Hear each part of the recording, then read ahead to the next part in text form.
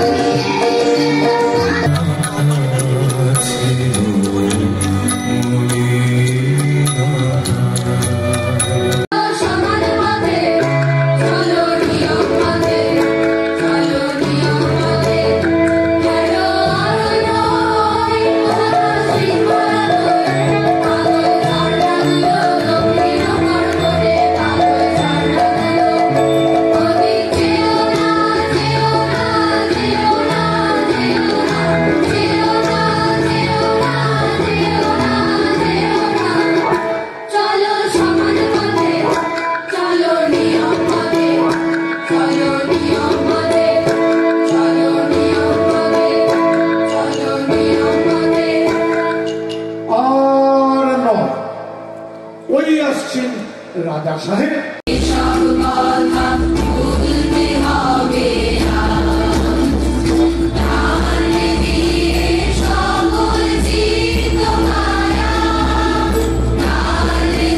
প্রতি বছর আপনারা জানেন সবাই যে নবনালন্দার রবীন্দ্র স্মরণ কলকাতার মধ্যে একটি ফেমাস অনুষ্ঠান।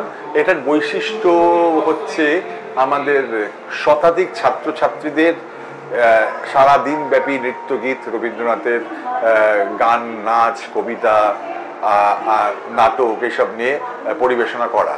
তো আমরা যেভাবে সাজাই, আমাদের তো অনেক বছর ধরে সাজানো বিভিন্ন নালন্দা ভবনের উল্টো দিকের বুলেভার্ডে হতো। তো ইদানিং আমরা হয়তো গরমের জন্য যেহেতু মাঠটা এখন আমরা পাচ্ছি না বলে আমরা নজরুল মঞ্চে করছি। নজরুল মঞ্চে শীততা নিয়ন্ত্রিত, কারণ এই সময় জানেন আপনারা মে মাসে প্রচণ্ড গরম থাকে, বাচ্চাদেরও খুব কষ্ট হয়। তো আমরা শুরু করছি 10টা থেকে রাত 8টা, মাঝখানে 2 ঘন্টার ব্রেক, 2টো থেকে 4টে। এবার অনুষ্ঠান আমরা যেভাবে সাজিয়েছি, প্রথমার্ধে ছিল সম্মেলক গান, 100 কণ্ঠে রবীন্দ্রসঙ্গীত, বিভিন্ন সংস্থার অর্কেস্ট্রায় রবীন্দ্রনাথের গান, সিনথেসাইজারে রবীন্দ্রনাথের গান এবং অবশ্যই অতিথি শিল্পীদের শ্রদ্ধার্ঘ্য। নমস্কার, আমি দেবাদ্রিত চট্টোপাধ্যায়। নবনালন্দার রবীন্দ্র স্মরণ অনুষ্ঠানে আজকে আমরা রয়েছি। আমি তো রয়েছি, আরও অনেক অনেক অনেক ভালো ভালো নামজাদা শিল্পীরা রয়েছে। এখানে আমার বেশ কয়েকটা ভূমিকা রয়েছে। কি কি ভূমিকা?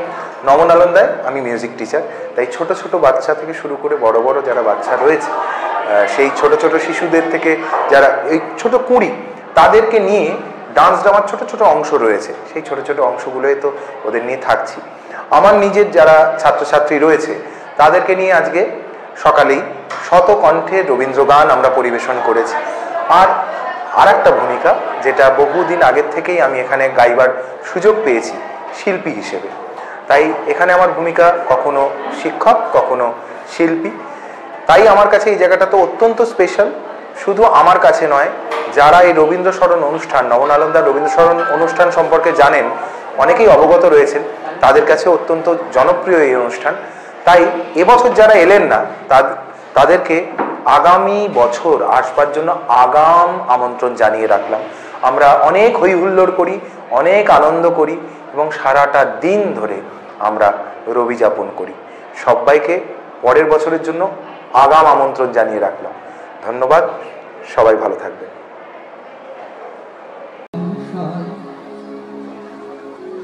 বিপদে মোরে রক্ষা করো, এ নহে মোর প্রার্থনা। বিপদে আমি না যেন করি ভয়।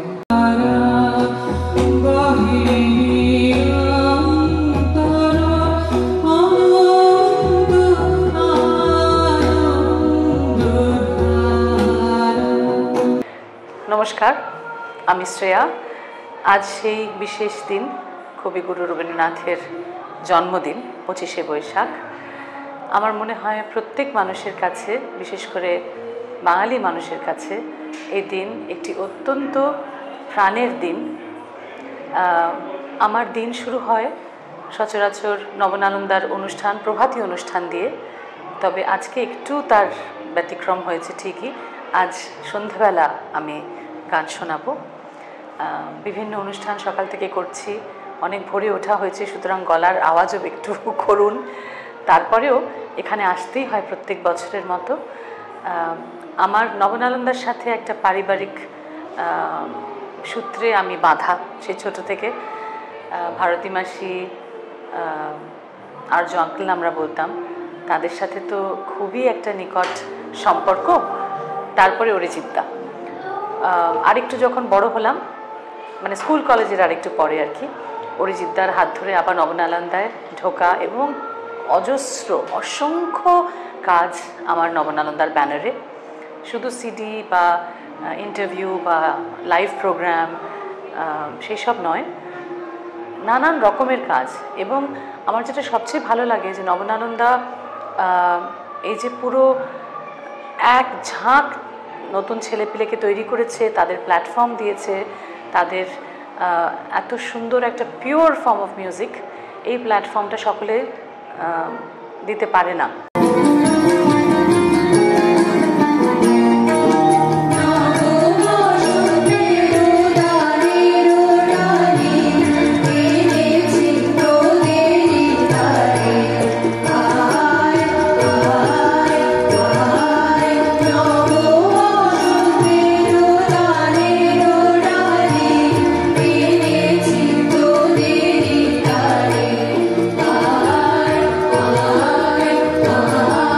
নবনালন্দার কবি প্রণাম অনুষ্ঠানটিতে না এলে আমার কবিগুরুকে প্রণাম জানানো মনে হয় সম্পূর্ণ হলো না।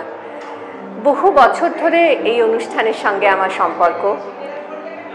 এই অনুষ্ঠান দিয়েই আমার কবি প্রণাম শুরু হয় সেইভাবে দেখতে গেলে। প্রতি বছরই এই অনুষ্ঠানে আসা এবং শ্রদ্ধা নিবেদন করা। তাকে হয়তো আমরা নিজেদের মতো করে প্রতিদিনই কোনো না কোনোভাবে স্মরণ করি, প্রণাম জানাই, কিন্তু আজকের এই বিশেষ দিন, এই 25শে বৈশাখ, তাকে যেভাবে আমরা স্মরণ করি বা যেভাবে শ্রদ্ধা জানাই, সেটা তো আর অন্য দিনগুলোর থেকে আলাদা হয়। আর নবনালন্দা যেভাবে এই আয়োজন করে থাকে, যে শ্রদ্ধা সহকারে এই আয়োজন করে থাকে, সেটা সব সময় অন্য মাত্রা রাখে। প্রাচীর পুরনো সেতুর সন্ধানে এবং দ্বিতীয়ত সেই সেতুকে নতুন করে বাঁধতে, এই মিলনের কথা আমরা পাই দুটি কবিতায়, সাগরিকা এবং শ্রীবি জয়লক্ষ্মী। প্রত্যেক বছর মানে কত ছোট বয়স থেকে যে আসছি, একসময় যখন দেখতাম নবনালন্দার প্রোগ্রাম হচ্ছে তখন বুলেভার্ডে হতো, সাদার্ন এভিনিউতে আমরা জানি, খোলা আকাশের নিচে। তো সেটাতে আসার জন্য একটা ভীষণ উদ্গ্রীব হয়ে থাকতাম ডাক পাওয়ার জন্যে। তো তখন তো পরিস্থিতি আর একদম আরও অন্যরকম ছিল। আমি নিজেও, আমার বয়স কম, তখন আমার যে সিনিয়র আর্টিস্টরা যারা করতেন তাদের অনুষ্ঠান শুনতাম, নিজে ভয় ভয় বলতে উঠতাম।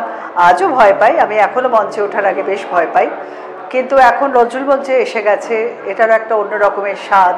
কিন্তু নবনালন্দার এই প্রোগ্রামের দিকে, প্রতি বছরের এই রবীন্দ্র স্মরণের দিকে আমরা সত্যি সব শিল্পীরা আন্তরিকভাবে তাকিয়ে থাকি। আমাদের অসাবধান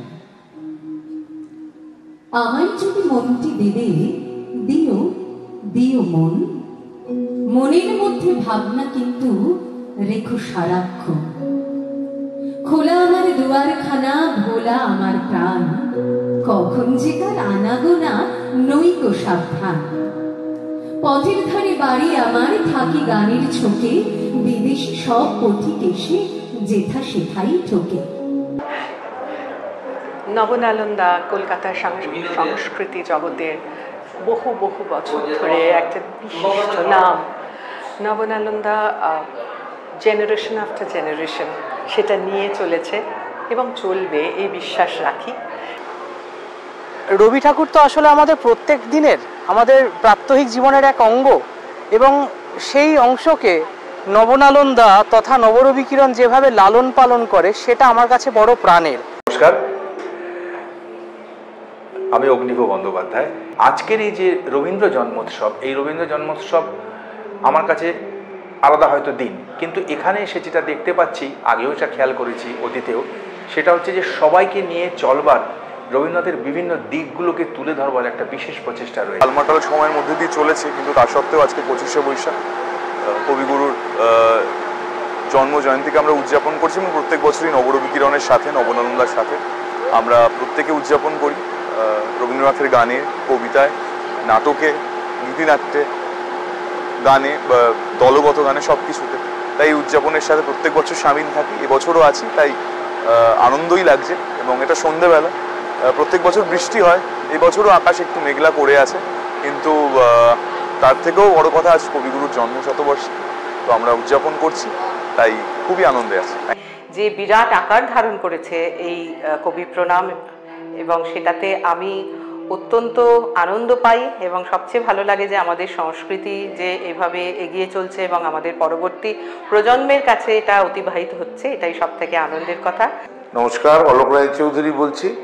মূলত একটি শিক্ষা প্রতিষ্ঠান, তার যে সাংস্কৃতিক বাহুটা কতটা উন্নত এবং সবাইকে নিয়ে কাজ করার যে মনস্কতাটা আছে, সেইটাই রবীন্দ্র জন্মোৎসবের দিনগুলিতে পরিষ্কার ফুটে বেরোয়।